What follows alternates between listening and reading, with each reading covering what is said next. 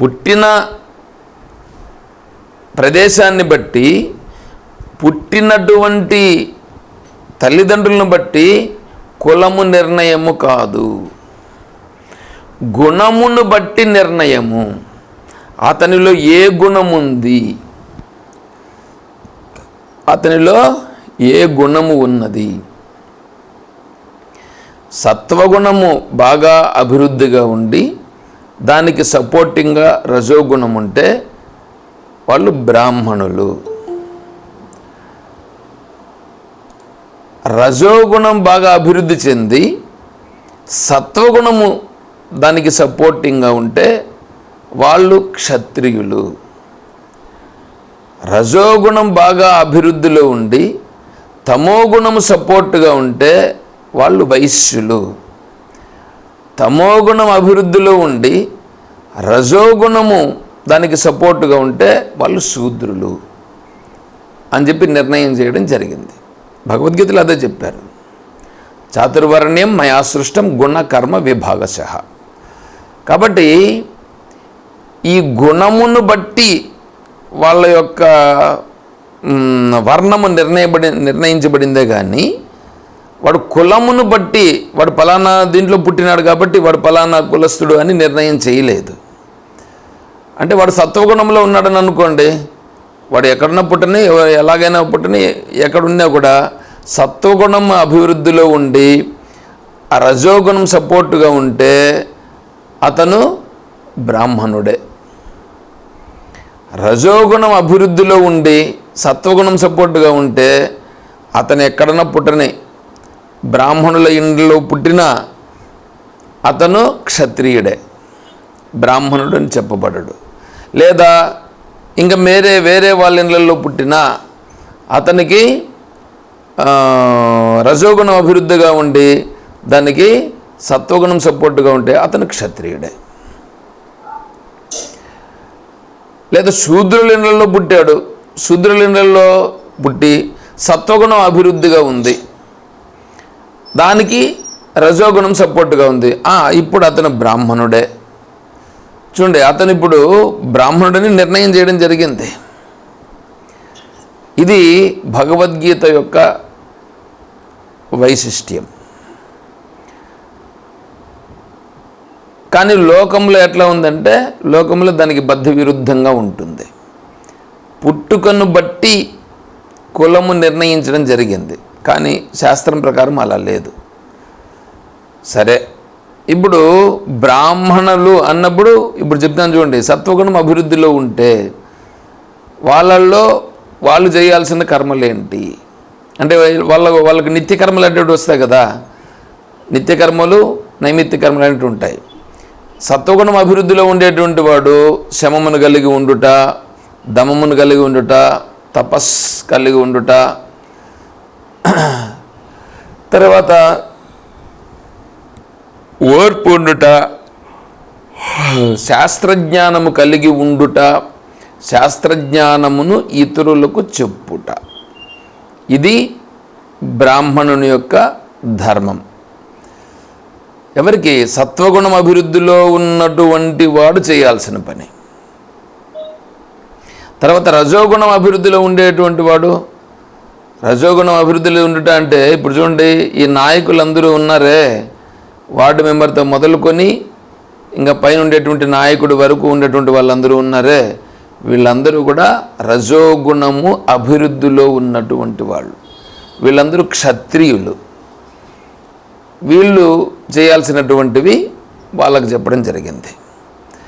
తర్వాత వ్యాపారము చేసేటువంటి వాళ్ళందరినీ వైశ్యుల కిందనే చెప్పడం జరుగుతుంది. ఎందుకంటే కృషి, గోరక్ష, వాణిజ్యం, వైశ్యం, కర్మస్వభావజం అన్నారు.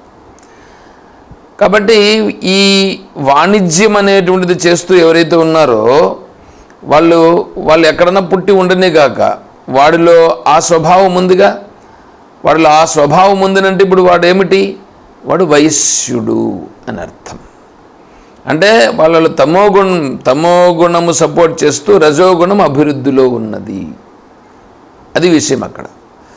తర్వాత ఇంకా శూద్రత్వం అని అంటే ఎక్కడైతే వర్కర్స్గా పనిచేస్తూ ఉంటారో వాళ్ళందరూ శూద్రులని చెప్పడం జరిగింది. సరే, ఇప్పుడు వాళ్లకు నిర్దేశించిన పనిని వాళ్ళు చేయాల్సి ఉంటుంది. దీంట్లో కొంతమంది ఏం చేస్తారంటే వాడికి ఏదో వాడి కర్మ వాడికి నిర్దేశించి ఉంటుంది, కానీ వాడికి అది చేసేది ఇష్టం ఉండదు. వాడికి ఆ కర్మ పైన వాడికి ఇష్టం ఉండకుండా వేరే వాడు చేసే కర్మ అంటే ఇష్టం ఉంటుంది. ఉదాహరణకి ఒకతను ఉద్యోగం చేస్తుంటాడు, ఉద్యోగం చేస్తూ ఉంటాడు, కానీ అతనికి ఉద్యోగం చేయడం ఇష్టంలా, వ్యాపారం చేయడం ఇష్టం. అందుకని అతను ఏం చేస్తాడంటే ఈ ఉద్యోగం పేరు చెప్పి ఉద్యోగంలో ఉంటూనే వ్యాపారం అనేటువంటిది సైడ్ బిజినెస్ ఒకటి పెడతాడు. అంటే ఇప్పుడు అతను ఉద్యోగం చేయడము, అక్కడేదో పిల్లలకు పాఠం చెప్పడమో లేకపోతే ఏదైనా ఆఫీస్లో క్లర్క్ ఉద్యోగం ఏదో ఉంటుంది, ఇది వాడికి ఇష్టంలా, బిజినెస్ చేయడం ఇష్టం. అప్పుడంటే ఏంటి, వాడికి వైశ్య కర్మ అనేటువంటిది ఇష్టం ఉంది. అంటే వాడిలో రజోగుణం బాగా అభివృద్ధిలో ఉంది, కాబట్టి వాడికి సత్వగుణమైనటువంటి కర్మను అప్పగిస్తే వాడు ఎట్లా చేస్తాడు, వాడు చేయలేడు. అందుకని వాడి యొక్క గుణమును అనుసరించి వాడు కర్మనించుకొని ఆ కర్మను చేస్తూ వాడు జీవనాధారం కొనసాగించాలి అని చెప్పడం జరిగింది. ఆ విధంగా కర్మను చేయాలి. సరే, ఇప్పుడు కర్మలు చేసేటప్పుడు ఆ కర్మలను ఎలా చేయాలి అంటే కర్మతత్వాన్ని తెలుసుకొని కర్మ చేయాలి. అందుకు కర్మ, వికర్మ, అకర్మ. ఇంతకుముందు 5 కర్మలు చెప్పాడుగా, ఆ 5 కర్మల్ని ఇక్కడ 3 కర్మలుగా చేసి చూపిస్తున్నాడు భగవంతుడు. అంటే ఇప్పుడు కర్మ అనేటువంటిది ఏంటంటే నువ్వు చెయ్యదగిన కర్మ. ఏంటివి? నిత్యకర్మ, నైమిత్తిక కర్మ. నిత్య నైమిత్తిక కర్మలు అనేటువంటివి ఉన్నాయే, ఆ నిత్య నైమిత్తిక కర్మలు ఇది జిజ్ఞాసుకు కదా చెప్తున్నారు, జిజ్ఞాసుకు చెప్తున్నారు కాబట్టి నిత్య నైమిత్తిక కర్మలు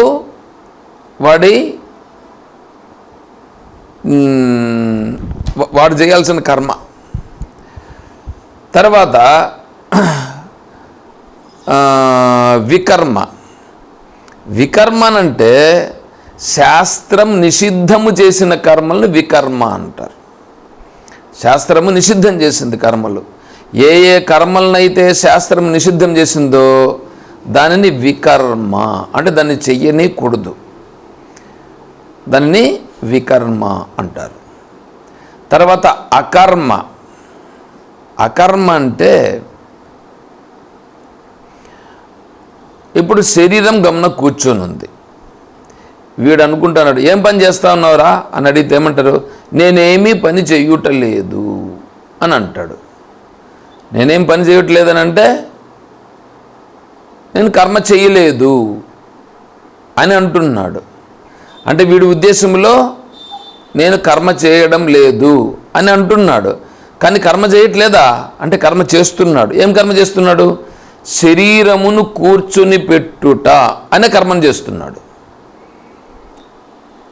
శరీరమును కూర్చుని పెట్టుట అనే కర్మను చేస్తున్నాడుగా వాడు. లేదండి వాడు పడుకొని ఉన్నాడండి, శరీరమును పడుకొని పెట్టి నిద్రపోవుట అనే కర్మను చేస్తున్నాడు. చూడట్లా ఉంది. ఇది కర్మ చేస్తూ వీడేమనుకుంటున్నాడు, వీడు నేను కర్మను చేయడం లేదు అని వీడు అనుకుంటున్నాడు. కర్మను చేస్తూ కర్మను చెయ్యడము లేదు అని అనుకోవడం ముందే అది అకర్మ. అది ఎక్కడుంది? అది బుద్ధిలో ఉంది. అది తప్పు కదా. బాగా అర్థం చేసుకోవాలి ఇక్కడ అకర్మను గురించి.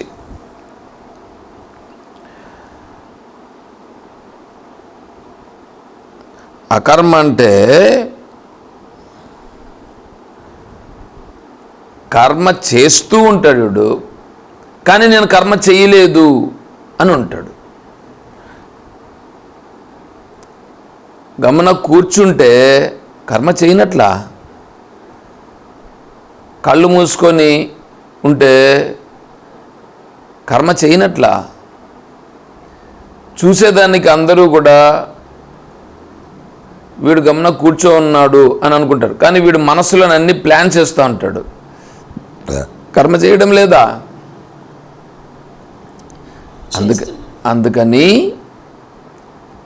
అందుకని వీడి దృష్టిలో వీడు అకర్మని అనుకుంటున్నాడే, అది అకర్మ కాదు, అదే కర్మది. కర్మ చేస్తూ ఉంటూ వీడు అకర్మ అనుకుంటున్నాడు. అది కాదు, అట్లా ఉండకూడదు.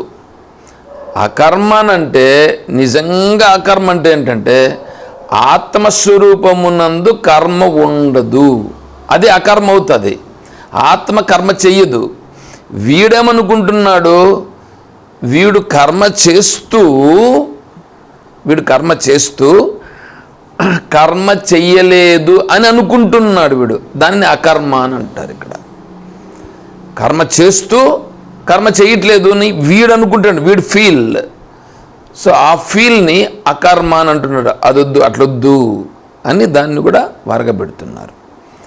అంటే ఇప్పుడు ఏం చేయాలంటే శాస్త్రం నిషిద్ధం చేసినటువంటి కర్మలన్నీ వికర్మ కిందకి వచ్చినాయి. ఇప్పుడు కామ్యకర్మ కూడా వికర్మ కిందనే లెక్క. ఎవడికి? జిజ్ఞాసుకి. కామ్యకర్మ ఏంటి? స్వర్గలోకాది భోగాలను కోరుట, వైకుంఠ కైలాసాది లోకములను పొందవలననేటువంటి అభిప్రాయం కలిగి ఉండుట, వాటిని ఉద్దేశించి వీడు ఏదో లక్ష్యంతో చేయుట. ఇవన్నీ ఏమిటి? కోరికలు. నువ్వు వైకుంఠాన్ని కోరినా కూడా కోరికయే, చివరికి మోక్షమును కోరుట కూడా కోరికయే. మోక్షమును కోరుట కూడా కోరికయే అవుతుంది. అది ఎప్పుడు తెలుస్తుంది? మోక్షమును కూడా కోరాల్సిన అవసరము లేదు, కానీ అది కోరిక కింద చెప్పడం జరగదు. అది అందరికీ ఉండదగిన కోరిక. ఏది? మోక్షమును కోరుట అనేది అందరికీ ఉండదగిన కోరిక. ఎందుకంటే వీడు అజ్ఞాన స్వరూపము నుంచి నేను జ్ఞానస్వరూపం నా సహజత్వ స్థితికి చేరుకొనుట అనేది ఏమంటే, మీరందరూ మీ ఇండ్లకు పోతున్నారు, మీరందరూ మీ ఇండ్లకు పోతూ ఉండేది అది కోరిక ఎట్లవుతుంది? అది కోరికేం కాదు. మీరు బయట వేరే బస్టాండ్లో ఉండి అక్కడెక్కడో తిరిగి అక్కడ ఏదో పోయి రూముల్లో పోయి ఉండుట అనేదానికి నా సొంతింటికి నేను వెళుతున్నాను అనేదానికి తేడా ఉండలా? నా సొంతింటికి పోవడానికి వేరే వాళ్ళు పర్మిషన్ కావాలన్నా, లేదా నా సొంతింటికి పోయేదానికోసం అదేమన్నా ఒక పెద్ద దానికి ఏమన్నా పెద్ద ఇది చేయాలన్నా? కాబట్టి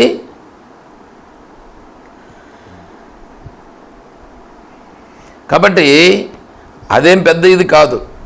అది కామ్యకర్మ కిందికి రాదు. మోక్షమును కోరుట అనేది కామ్యకర్మ కిందికి రాదు. అందరికీ ఉండదగిన కర్మ.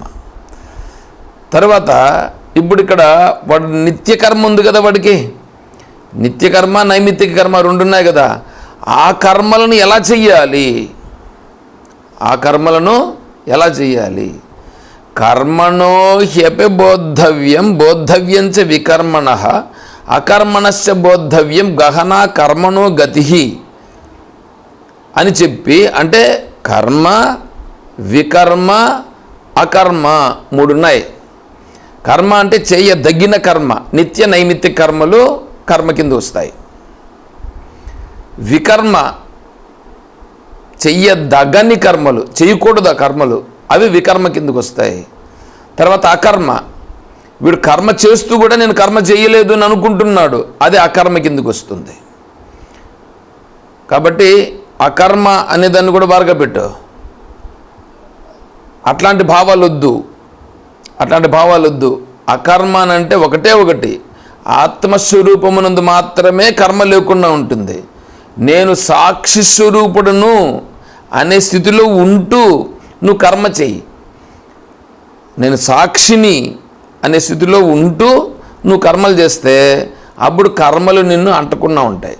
అంతేగాని కర్మలు చెయ్యకుండా గమన కూర్చుని నేను కర్మలు చేయడము లేదు అని అంటే నువ్వు కర్మలు చెయ్యడము లేదు అనేటువంటి కర్మ నిన్ను అంటుతుంది. కాబట్టి కర్మ, వికర్మ, అకర్మ దీంట్లో వికర్మను విడిచిపెట్టాలి, అకర్మను కూడా విడిచిపెట్టేయాలి. ఇంకొండేది నిత్యకర్మ, నైమిత్తిక కర్మ. ఆ నిత్య నైమిత్తిక కర్మలను ఎలా చేయాలి అంటే కర్మణ్యకర్మయ పశ్యేత్ అకర్మనిచ కర్మయ సబుద్ధిమాన్ మనుష్యేషు సంయుక్త కృష్ణ కర్మకృత. కర్మతత్వమును తెలిసిన వాడు ఎలాగా అంటే దానికి చెప్తున్నారు ఇప్పుడు ఇక్కడ ఈ శ్లోకంలో. కర్మణ్యకర్మయ పశ్యేత్ అంటే కర్మయందు అకర్మను, అకర్మయందు కర్మను చూచువాడు. కర్మలో అకర్మను చూడాల, అకర్మలో కర్మను చూడాల. కొంచెం బాగా ఆలోచన చేయండి ఇక్కడ. కర్మయందు అకర్మను చూచుట, కర్మయందు అకర్మను చూచుట. తర్వాత అకర్మయందు కర్మను చూచుట. అకర్మయందు కర్మను చూచుట అండి మొదట. ఇప్పుడు గమన కూర్చొని ఉన్నాడు, వీడు కర్మ చేస్తున్నాడు, కర్మ చేయట్లేదా? ఇప్పుడే చెప్పుకున్నాం మనం. చేస్తున్నాడు. ఏం కర్మ చేస్తున్నాడు?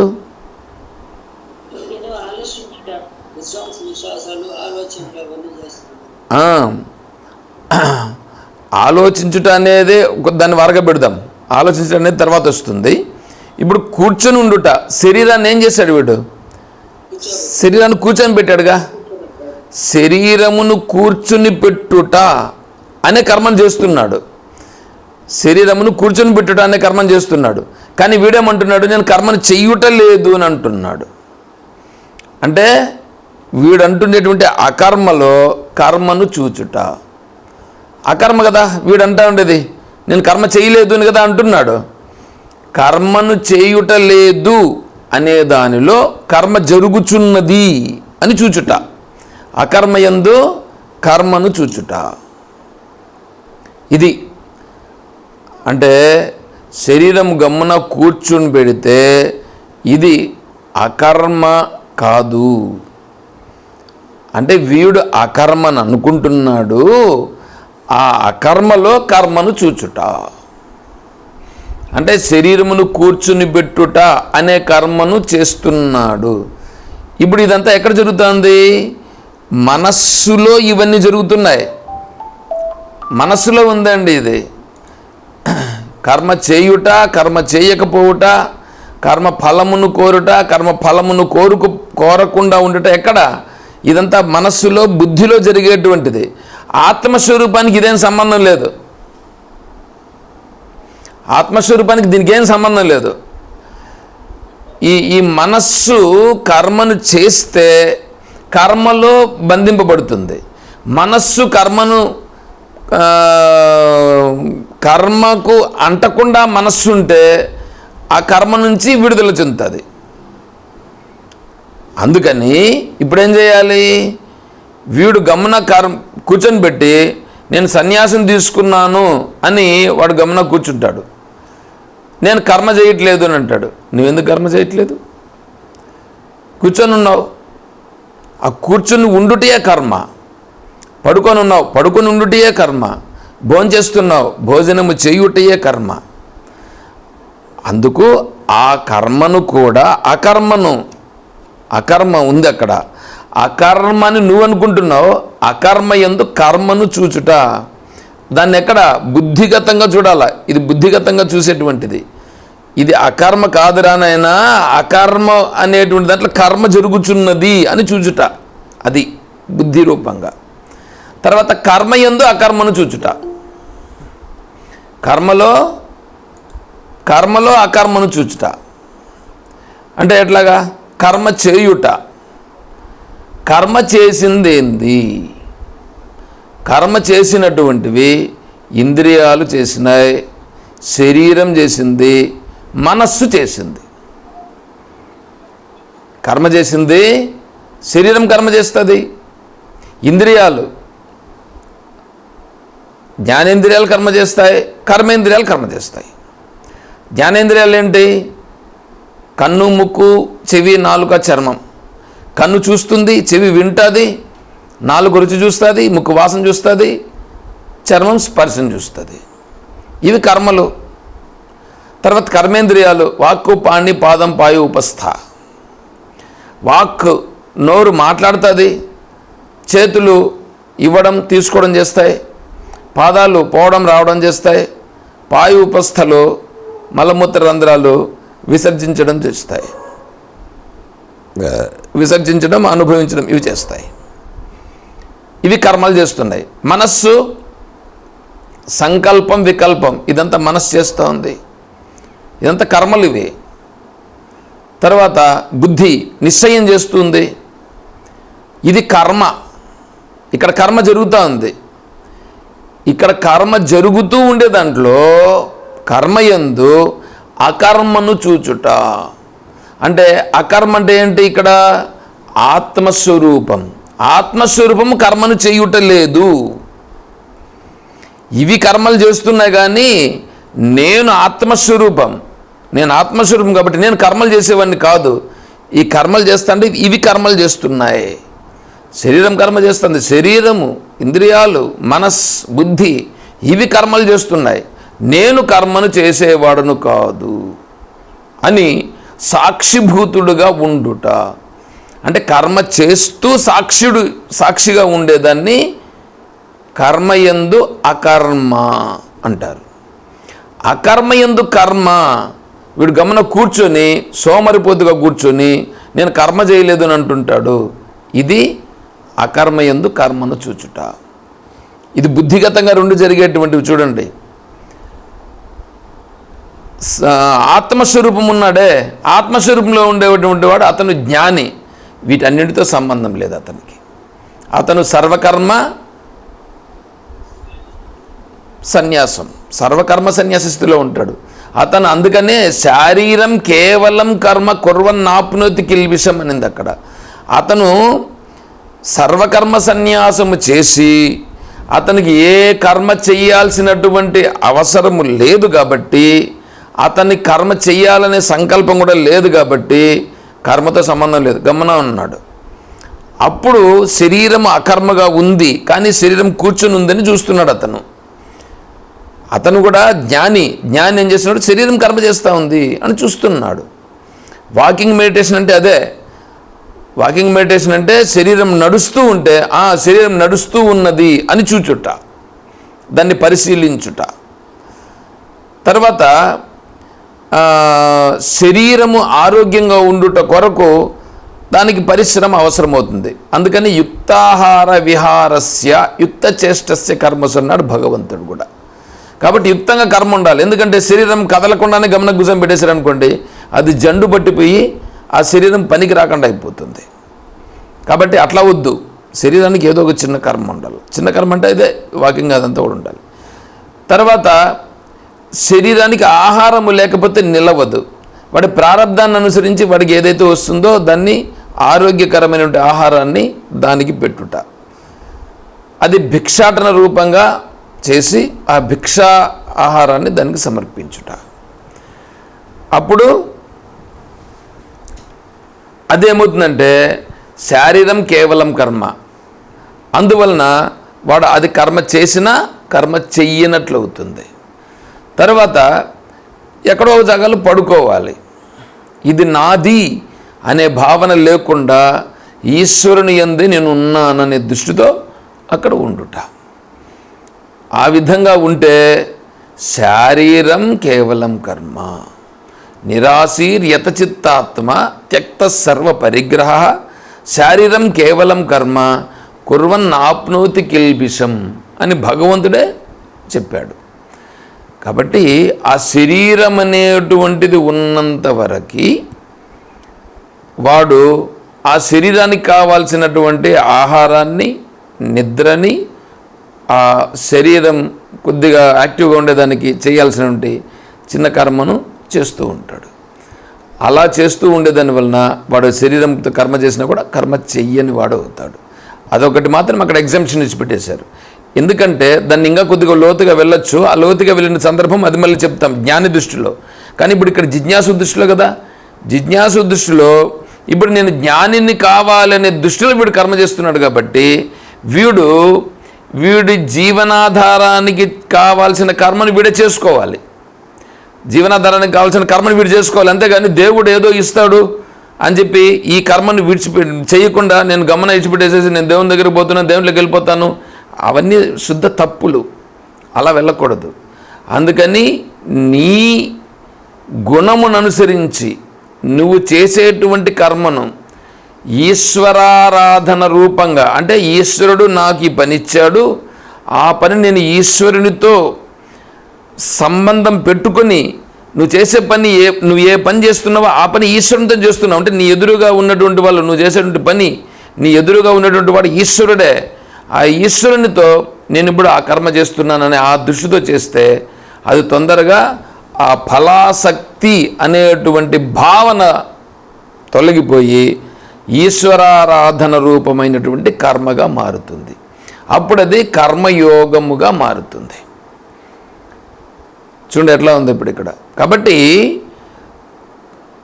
నీ నిత్యకర్మ నైమిత్తిక కర్మ ఇవి మాత్రం చేస్తూ మిగతా కామ్యకర్మలు నిషిద్ధ కర్మలు వాటన్నింటిని విడిచిపెట్టి ఎవడి జీవనమైతే కొనసాగుతూ ఉందో వాడికి అంతఃకరణ శుద్ధి కలిగి ఆత్మానాత్మ విచారణ చేసే యోగ్యత వాడికి వస్తుంది. అంతవరకు వాడికి ఆత్మానాత్మ విచారణ యోగ్యత రాదు. ఎందుకంటే వాడికి కర్మతత్వం తెలియదు. కర్మతత్వం తెలియకుండా వాడు ఆత్మానాత్మ విచారణ చేసినా వాడికి ఆత్మానాత్మ విచారణ పట్టదు, పట్టినట్లుగా ఉంటుంది. అందువలన కర్మ చేస్తూ కర్మయందు సాక్షిత్వ భావనను దర్శిస్తూ నేను సాక్షిని అనేదాన్ని అనుభవంలోకి తెచ్చుకోవాలని భగవంతుడు ఇక్కడ 4వ అధ్యాయంలో ఈ కర్మ రహస్యములను చెప్తున్నాడు. కాబట్టి ఇది కర్మయోగమునకు సంబంధించినది. ఏమండి, ఏమన్నా కొద్దిగా అర్థమైందా విషయం?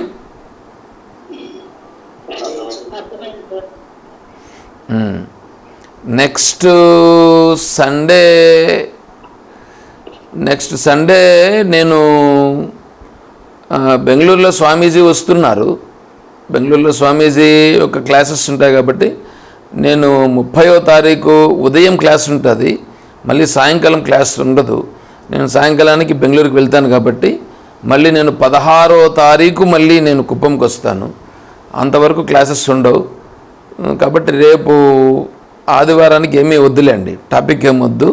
మళ్ళీ మనం వచ్చిన తర్వాత మళ్ళీ మనం టాపిక్ ఇచ్చుకుంటే పని చేస్తాం. సరే, ఏమైనా సందేహాలు ఉంటే ఎవరైనా ఉంటే చెప్పండి, లేదంటే ఈరోజు క్లాస్ ముగిద్దాం.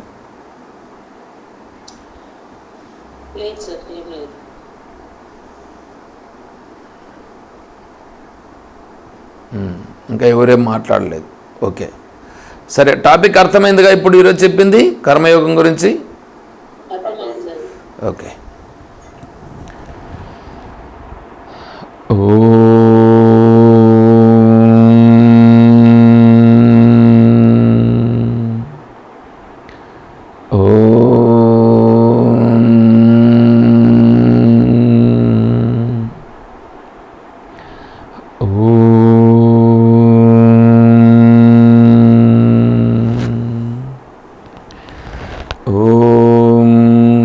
असतो मा सद्गमय ॐ तमसो मा ज्योतिर्गमय ॐ मृत्योर्मा अमृतं गमय ॐ शान्तिः शान्तिः शान्तिः।